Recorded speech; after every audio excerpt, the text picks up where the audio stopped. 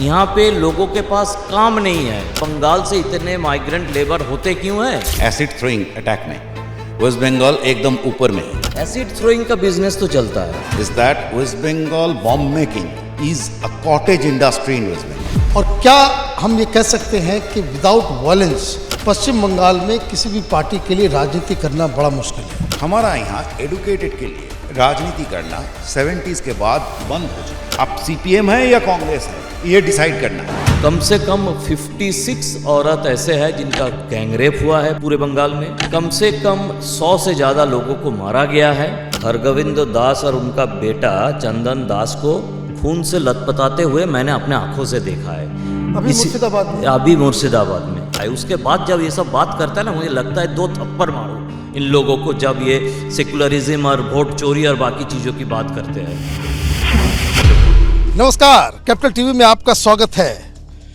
हम लगातार पश्चिम बंगाल की राजनीति के उन पहलुओं के ऊपर बातचीत कर रहे हैं जो शायद दिल्ली में बैठे पत्रकार शायद कभी न समझ सके न बता भी सके। बहुत सारे लोग डरते भी हैं और कलकत्ता के मीडिया में तो बिल्कुल ही इस चीज़ को नज़रअंदाज कर दिया जाता है कि किस तरीके से पश्चिम बंगाल में पार्टी, पुलिस और प्रशासन वायलेंस को इंस्टीट्यूशनलाइज कर रही है। तो आज हम बात करेंगे पश्चिम बंगाल में वायलेंस कल्चर को, जो पॉलिटिकल कल्चर जो वायलेंट हो चुका है उसके ऊपर। और हमारे तीनों साथी यहाँ पे मौजूद हैं। संतोष जी हैं, प्रसन्नजीत दा हैं और प्रीतम दा हैं। संतोष जी से आज शुरुआत करते हैं क्योंकि ये ऐसी जगह पे रहते हैं जहाँ हर 1 महीने के बाद बम की आवाज़ सुनाई देती है। करेक्ट? तो हर जगह है। हमारी तरफ थोड़ा राजनीतिक घमासान ज़्यादा रहता है। तो ये बम मारने वाले के खिलाफ कुछ कार्रवाई होती है क्या? सत्ता की तरफ से बम मारिए तो कोई कार्रवाई नहीं होगी, विपक्ष में रहिए तो होगी कार्रवाई आप पर। क्या लगता है कि अगर हम बिहार, यूपी और दूसरे राज्यों के पॉलिटिकल कल्चर के बारे में बात करें तो क्या डिफरेंस लगता है बंगाल और दूसरे राज्यों? यहाँ और दूसरे राज्यों में अंतर है कि बाकी दूसरे राज्यों में जब चुनाव होता है उसी समय राजनीतिक सरगर्मी रहती है। 1 महीने 2 महीने काउंटिंग होने के बाद कौन जीता कौन हारा सब एक जगह खाते हैं, बैठते हैं, बाजार करते हैं, कोई दिक्कत नहीं है। यहाँ राजनीति 365 दिन और 5 बरस होता रहता है, अगले चुनाव तक होता रहता है। मतलब दुश्मनी हो जाती है। दुश्मनी हो जाती है। और सबसे बड़ी बात है कि यहाँ का एक राजनीतिक जो मेरे को अभी तक का मेरा जन्म यही है, कई पीढ़ियों से हूँ यहाँ पर, है कि जो भी रहता है सब सत्ताधारी पार्टी की तरफ ही रहना चाहता है। आज जब सीपीएम था तो सब सीपीएम की तरफ ही मैंने समझिए कि झुक जाते हैं। जो सत्ता में आता है उसके तरफ ही ज़्यादा झुकाव हो जाता है। कोई नहीं चाहता है जोखिम उठाना। सीपीएम के टाइम से हिंसक यहाँ पे राजनीति हुई है। कोई नहीं चाहता कि सत्ताधारी का कोई भाजन बने, उसको निशाना बनाया जाए। सब अपना कमाते खाते अपनी रोजी रोटी है। प्रसन्नजीत दा, ये कल्चर ऑफ वायलेंस, ये जो बंगाल के अंदर Mamata Banerjee brand of violence जो है उसको कैसे आप डिफाइन करोगे? देखिए, जो पूरे देश में एनजीओ का बिजनेस चलाते हैं ना, उनको शायद एक कम्युनिटी के ऊपर अभी तक पता नहीं चला, नज़र नहीं पड़ा, तो शायद वो भी एक बिज़नेस बन जाता। यहाँ पे कम से कम 50 से ज़्यादा 100 के आसपास ऐसे बच्चा है जो बम को बॉल समझ के खेलने गया और वो फट के आँख चले गए, हाथ चले गए, पैर चले गए, नहीं तो मौत भी हो गया है। ऐसा पूरे देश में किसी भी प्रदेश में हुआ नहीं। फुटबॉल बम को बॉल समझ लिया। ये बॉम्ब रिलेटेड इंजुरीज हाँ, बच्चे को, और एसिड थ्रोइंग अटैक में वेस्ट बंगाल एकदम ऊपर में है। एसिड थ्रोइंग का बिजनेस तो चलता है। हाँ। मैं इसको बिजनेस कहता हूँ, सारे एनजीओस को, मोस्ट ऑफ द एनजीओस। लेकिन ये वाला बिजनेस अभी तक पहली बार मैं सुन रहा हूँ। ये बंगाल में हर साल कम से कम 20 से 30 बच्चा 7-8 से 10 साल तक वो किसी माठ में, किसी खेती में, किसी कचरे की जगह पे गोल वाला कुछ चीज़ों को बॉल समझ के पैर लगाया या हाथ से ऐसे लोफा-लोफी खेलने की कोशिश किया। ऐसे हर साल 20 से 30 बच्चे आइदर उसका हाथ जाता है, पैर मर जाता है, हाँ। मर जाता है।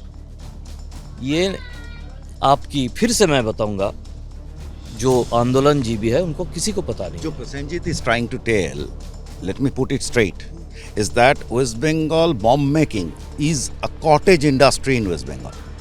ठीक है, आप ये आपको याद रहेंगे कुछ दिन पहले वो जो बाजी जो होता है ना, फायर क्रैकर फैक्ट्री में जो एक्सप्लोशंस होते हैं, तो अब देखिएगा इसका न्यूज़ आते हैं फायर क्रैकर एक्सप्लोशन। ये क्या फायर क्रैकर बना रहे थे हर जगह पर? जो बॉम्ब होता तो है। क्या क्या बनाते हैं? इसका ही सबसे ज़्यादा डिमांड है। आप ढूंढिए, अब तो गांव में जाएंगे, अब बात करेंगे तो बात कीजिए, देखिएगा कि उसका ही डिमांड है। अभी इलेक्शन सीजन आ गया ना, तो फायर क्रैकर की आड़ में बॉम्ब बनाते हैं। लेकिन ये जो मैं कह रहा हूँ, इसकी बात पीछे मैं कई दिनों से लगा हुआ हूँ।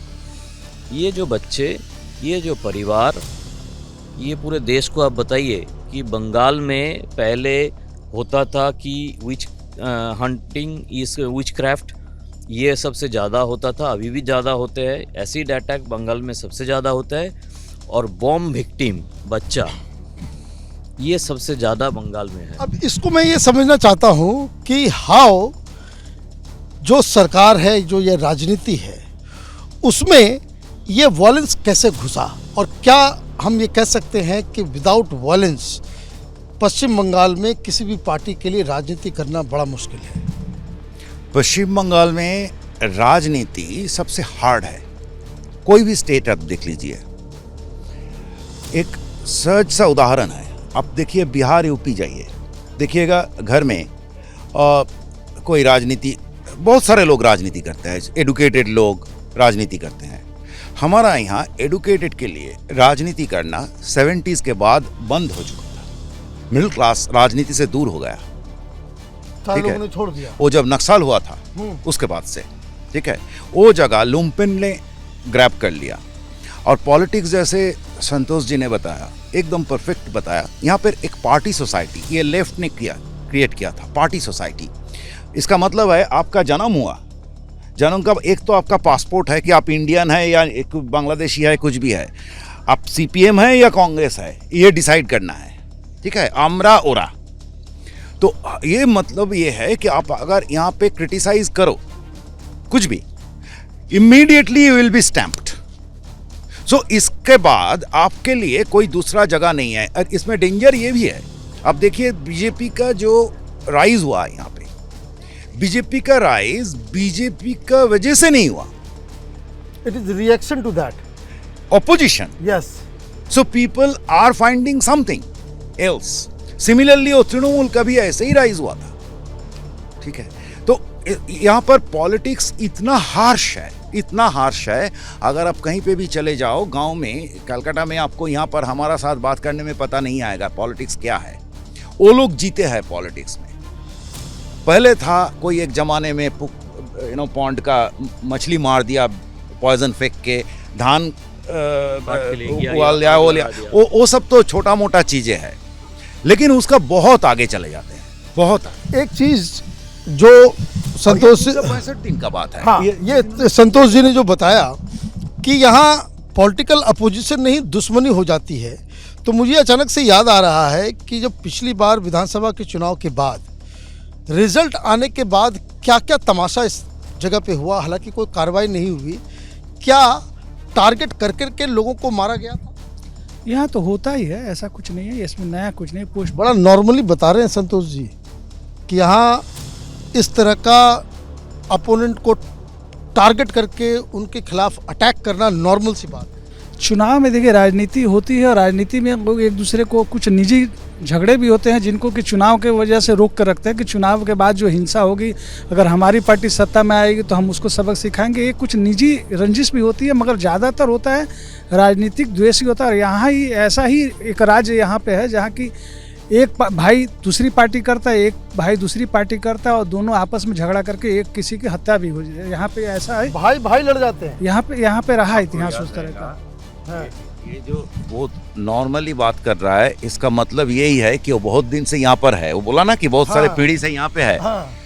नहीं तो अगर आप कोई नॉर्मल आदमी सोचे तो एबनॉर्मल चीज़ें होते हैं। जैसे कि 2021 में एक तो यह है कि हम जहाँ खा रहे हैं, हमको कोई 3-4 दिन रात तक आवाज आती थी इधर पीछे से गांव से, पास का स्लाम से आग दिखा गया। और हमारा घर में सब काम करने आते हैं, जो सर्विस का लोग है, डिलीवरी करने आते हैं, तो उसका पास से हम सुन रहे हैं कि ये जला दिया, उसको भाग दिया, मारा। क्यों जलाया? किसी को एक गानी बैग समझते हैं ना, जो बस्ता होते हैं, उसको कैलकाटा में उसका रात में ये 2021 पोस्ट पोल वायलेंस भारत के इतिहास में 2001 बांग्लादेश की पोस्ट पोल वायलेंस या during poll violence both are same. पूरे दुनिया को पता नहीं है। 2001 बांग्लादेश वायलेंस के बारे में बहुत कुछ बताया जाता है, लेकिन पश्चिम बंगाल में 2021 पोस्ट पोल वायलेंस ये क्या हुआ था, ये पूरे देश को समझ में ही नहीं आया। इतना भयंकर हुआ है। इसका अगर कोई रिसर्च वर्क करे, डॉक्यूमेंटेशन कुछ हुआ है, कुछ नहीं हुआ है। कम से कम 56 औरत ऐसे हैं जिनका गैंगरेप हुआ है पूरे बंगाल में। कम से कम 100 से ज़्यादा लोगों को मारा गया है, जिसका बॉडी पता नहीं चला। कुछ पता चला है, कुछ पता नहीं चला। कई हजार लोग बेघर हो चुके हैं, जो अभी भी घर लौट नहीं पाया, उसमें से 50 के आसपास। सो I am comparing 2001 Bangladesh violence during and after poll and 2021 post poll violence in West Bengal. थोड़ा सा हम इसमें टिप्पणी करेंगे। 90s में हम वायलेंस देखे हैं वेस्ट बंगाल में, लेकिन वो इंटरनेट का जमाना नहीं था, स्मार्टफोन का जमाना नहीं था, फेसबुक का जमाना नहीं था। आज का जमाना में कलकत्ता में just because of this we try to normalize it probably on the day the result was declared. उस दिन ही एक बालीगंज जो छेलाटाके मार लो, Kankurgachi, he used to feed dogs, so all the dogs were killed and he was killed. Okay, तो ये भयानक चल रहा है, अभी तक कुछ हुआ नहीं। कुछ अरेस्ट हुए तो उसमें सीबीआई का केस चल रहा है। अभिजीत सरकार राइट। तो ये एक देखिए, हम पहले एक आम आदमी हैं, ठीक है, हम राजनीति नहीं करते हैं, कोई पॉलिटिकल पार्टी से मेरा रिश्ता नहीं है, स्टूडेंट लाइफ का बात। मैं पहले क्या चाहूंगा कि एक नॉर्मल सी जिंदगी हो, ठीक है। कोई पॉलिटिक्स किया, किसी को सपोर्ट किया, इसका मतलब उसको नौकरी से निकाल दो, इसको मारो, उसका कहीं पे कुछ कर दो उसको। ये कोई सिविलाइज्ड बात नहीं है। ये जो I am fully in this case, I am fully in agreement with him when I see this narrative, when I see this people speaking from Delhi, okay, with all these top secular communalism, BJP, how to stop संविधान, my blood boils honestly. तुम यहाँ आके जियो एक बार जिंदगी। आंखों से देखा है हरगोविंद दास और उनका बेटा चंदन दास को खून से लथपथाते हुए मैंने अपने आंखों से देखा है। अभी मुर्शिदाबाद में मैंने अपने आंखों से देखा है। उसके बाद जब ये सब बात करता है ना, मुझे लगता है 2 थप्पड़ मारूं इन लोगों को, जब ये सेकुलरिज्म और वोट चोरी और बाकी चीजों की बात करते हैं। जिंदा थे वो लोग तब, हम निकाल के बाहर नहीं लाके उनको हॉस्पिटल लेके जा पाए। क्यों? वहां पे भीड़ थी। हाँ, और बाहर पुलिस रोके हुए थे लोगों को अंदर जाने से, और वो वहां छटपटा रहा है। हाँ, उसका वीडियो तो बाहर आए बाद में। तो क्या बात कर रहे हो आप? यहाँ पे राजनीति प्रोफेशन है, यहाँ पे लोगों के पास काम नहीं है। आप अगर राजनीति नहीं करोगे तो आप यहाँ, नहीं तो बंगाल से इतने माइग्रेंट लेबर होते क्यों है? काम नहीं है बोल के होते हैं। आप यहाँ पे राजनीति करोगे तो जो रुपया पंचायत की डेवलपमेंट के लिए आते हैं तो आप आपस में बांट के उससे चलाओगे या तोलाबाजी करके आप चलाओगे। तो यही पेशा है यहाँ पे। नहीं, यहाँ पर थोड़ा सा डिफरेंस है। I will differ. राजनीति तो पेशा हर इंडिया में हर जगह पर बना मेरा हिसाब से। नहीं। आप गुजरात में जाओ, मैं गुजरात बोल दिया इसीलिए सब चिल्लाने लगेगा, या बिहार में भी जाओ, वहाँ पे अपना वोट डाल के लोग चले भाई, अपने काम पे चले। और रिजल्ट आने के बाद फिर कौन क्या है सब ये दोस्ती आ रहे संतोष हैं। क्या है? हाँ। हाँ, तो यहाँ पे राजनीति सर्वाइवल से जुड़े हुए हैं। गांव का जो आदमी है ना, उसको राजनीति करना पड़ता है, उसको बोलना पड़ता है कि हम टीएमसी है। उसको पहले बोलना पड़ता था कि हम सीपीएम है। क्यों बोलना पड़ता है? क्योंकि अगर आप नहीं बोले तो पहले तो जो गवर्नमेंट वाला है उसमें कुछ पानी का लाइन काट देगा। अरे, क्या बात है? अरे हम अभी गए थे कुछ 2 महीना पहले मेमारी में, ठीक है? तो एक एरिया है, पुअर एरिया, वहाँ पे जल जीवन प्रकल्प जो है उसमें पानी दिया हुआ है। पानी गया, लेकिन उसको बोला कि इस नल का पानी से तुम सिर्फ पीने के लिए है और कुछ भी नहीं कर पाओगे। तब बोला कि तो ठीक है, तो हमारा और कहां से पानी लाएंगे, अब बताइए। तो वो नहीं है, लेकिन तुम पीने का बगैर, जैसे कि आप कुकिंग किया तो वो भी बोलेगा तुम कर रहा है तो उसको काट देगा। एक्चुअली वो एरिया, वो जो हम यहाँ पे बोलते हैं पाड़ा मोहल्ला, ठीक है ना, तो वो बीजेपी को वोट दिया लास्ट बार। बीजेपी को वोट किया, इसलिए इस तरह की पाबंदी पानी के ऊपर उसका भी। पानी का ऊपर हो गया। तो this is the he will agree, Santosh will agree that this is the most probably the most innocent crime. ये यहाँ पर ये दबाव बनाना बहुत, मैंने आज से नहीं है, इसके लिए टीएमसी को दोषी नहीं है, सीपीएम के जमाने से होता है। वो सीपीएम जैसे कॉर्नर कर देता था अपने विपक्षी को, सामाजिक बहिष्कार टाइप का, बॉयकॉट टाइप का होता था। टीएमसी में थोड़ा क्या है, कंटिन्यू किया। टीएमसी में सीपीएम के टाइम एक ऑर्गेनाइज सिस्टम था, टीएमसी के टाइम में आने में ऑर्गेनाइज सेक्टर हो गया। मैंने आप वहाँ सीपीएम में एक नेता को कहा कि आप समस्या का समाधान करवा सकते थे, यहाँ 4 नेताओं को कहने के बाद भी होगा कि नहीं, कोई गारंटी नहीं, क्योंकि क्योंकि सारे के सारे ममता बनर्जी के करीबी बताते हैं आपको। सब ममता बनर्जी के आदमी हैं। अब बहुत आदमी अभिषेक बनर्जी का आदमी बता के भाई यार मैं अपना नाम, देखिए एक रिक्शा पुलर है ना, हाँ, तो सीपीएम कैसे चलाते थे? रिक्शा पुलर, अगर रिक्शा पुलर ने नहीं, दे यूज्ड टू मैप कि वोट दिया या नहीं दिया, वो दिया कि नहीं दिया, कोई दूसरा कोई बात कर दिया कि कोई सबका आधार कार्ड ले लेता है ना। एग्जैक्टली। कहाँ? वोटर कार्ड या आधार कार्ड, आपका एक रिक्शा स्टैंड है, हाँ, वहाँ पे आपको घुसने के लिए 20,000 रुपया शायद देना पड़ेगा।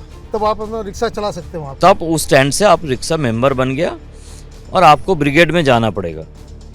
तो आप उस दिन ब्रिगेड पैरेड आप जानते हैं ना, जहाँ पे रैलियाँ किया जाता है, तो आप उस दिन सुबह आपका वोटर कार्ड जमा करना पड़ेगा लोकल थाने पे। थाने पे क्या होता है, ब्लॉक प्रेसिडेंट होता है ना, तो लोकल जो थाना का आपके वहाँ पे SHO कहते हैं, यहाँ पे IC या OC 2 तरह की है। शहर में OC होता है, उसके पास आपका आधार कार्ड जमा करना पड़ेगा। क्यों? और आप अगर नहीं गए तो हिसाब तो वो आधार कार्ड से हिसाब रहेगा। ये एकदम ठीक बात। अरे ये सिंगूर का टाइम पे क्या हुआ था, आपको अगर याद रहेगा तो लास्ट में सरकार ने कॉम्पेंसेशन बहुत बड़ा दिया था। देखिए मेरा एक घर था, मेरा पिताजी का एक फ्लैट था डानकुनी में, वो एकदम बगल में ही है सिंगूर का। तो हम, और वहाँ पे सभी वो कंपनी लोगों का, जो कंपनी आए थे एंसिलर, सभी वहाँ पे रहते थे रेंट पे। तो हमको बहुत स्टोरीज मालूम है। इन लोग कंपेंसेशन जब बढ़ा दिया था, बहुत लोग इंटरेस्टेड थे कि उस ले ले, तो क्यों नहीं पाया? ये माओइस्ट लोग तो थे ना वहाँ पे, तो वो सभी का वो जमीन का जो पेपर्स होते हैं वो रख दिया था। तो ये यहाँ पे ऐसे चल आम जमाने में चल रहा है अभी उसको, और इन लोगों ने ऐसी जगह पर ले गया, हर चीज़ों में आधार कार्ड लेके रखता है। जैसे विदेश जाके वो जो स्लेवरी में उसमें पासपोर्ट लग देता है, यहाँ पे आधार कार्ड रख देते हैं। तो वायलेंस क्यों नहीं होगा? अब ये बताएं लास्ट में कि क्या ये जो परिस्थिति आप लोग बता रहे हैं, लोगों में नाराजगी है क्या इस बार इस सारी चीज़ों को लेकर के? क्या इसका कोई इम्पैक्ट दिखेगा आने वाले चुनाव? देखिए नाराजगी है या नहीं है, यहाँ पे बहुत लोग मुंह खोल के नहीं कहेंगे, बोलते तो नहीं। नहीं, ये बात है। नाराजगी यहाँ अगर सरकार चेंज हो गई तो सब कहेंगे कि हमने सरकार के विरोध में वोट दिया, सरकार नहीं चेंज हुई तो वही कि भाई हमने ममता बनर्जी को वोट दिया। यहाँ पे कोई किसी तरह का जोखिम उठाने के जहमत नहीं उठाता है, कोई इस तरह का खतरा में जाना नहीं चाहता है।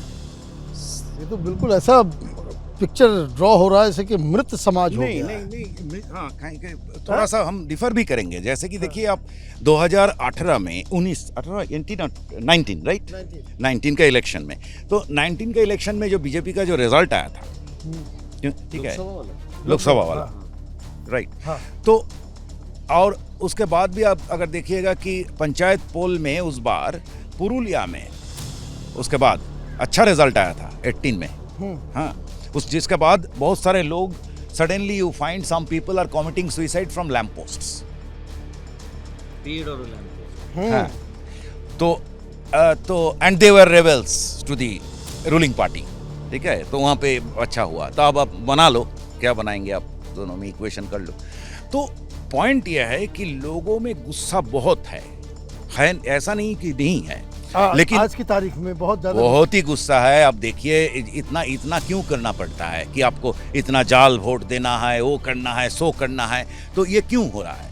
क्योंकि सरकार को भी पता है कि जो जैसे ये बोला, जिसका सोचिए कि जिसका आधार कार्ड ले लिया, कि वोटर कार्ड ले लिया, ठीक है, तो उसको गुस्सा है नहीं क्या, है ना गुस्सा, लेकिन वो जगह नहीं मिलता है उसको। और अपोजिशन का पार्टी का यहाँ पे एक काम है, अपोजिशन पार्टी को अगर आप ढूंढे, हम अभी देखिए बीजेपी को, आप जाइए गांव में, तृणमूल फिर भी तो था कहीं पे, अब बीजेपी को जाइए, बीजेपी को नहीं मिलेगा गांव में, कुछ जगह मिलेगा, हाँ मेदिनीपुर में मिलेगा, वो मिले, लेकिन वो आपस में लड़ने में व्यस्त है। तो क्या इसका इम्पैक्ट होगा? लेकिन देखिए मेरा थ्योरी थोड़ा अलग है, इम्पैक्ट होगा कि नहीं होगा ये तो अलग बात है, लेकिन मेरा थ्योरी है कि 1977 में there was no left front at the booth level, 2011 there was no Trinamool at the booth level. ये लोगों की नाराजगी है, जैसे भी हो लोग वोट दिए थे, अगर इस लेवल पर लोगों की नाराजगी है तो कोई नहीं रोक सकता। लोग अगर चाहे तो अपने ही लोग जाके अंदर अगर पहुंच पाए तो लोग वोट दे देंगे, और मतलब सही तरीके से चुनाव हो तो अगर लोगों की मन में परिवर्तन करना लोग ठान लेते हैं तो कुछ भी हो जाए, लोगों का ये सोच कोई बदल नहीं सकता। चाहे वो इतना बड़ा कोई नहीं, हमारे देश की डेमोक्रेसी में इतना बड़ा कोई नहीं है कि वोट चोरी कर सके। आपका लोगों का बहुत बहुत धन्यवाद। तो ये पश्चिम बंगाल में किस तरीके से वॉयलेंस, खास करके पॉलिटिकल आइडेंटिटी के आधार पे, आप किस पार्टी के साथ हैं, किस पार्टी के साथ नहीं हैं, उसके आधार पे जिस तरह से टारगेट किया जाता है पार्टी कार्यकर्ताओं के द्वारा, सरकार चलाने वाली पार्टी की द्वारा, प्रशासन के द्वारा और पुलिस के द्वारा, ये कुछ कहानियाँ थी जो हमने आप तक पहुँचाई। आप देखते रहिए कैपिटल टीवी। हमारे वीडियोस को लाइक कीजिए, शेयर कीजिए और हमारे चैनल को सब्सक्राइब कीजिए। धन्यवाद।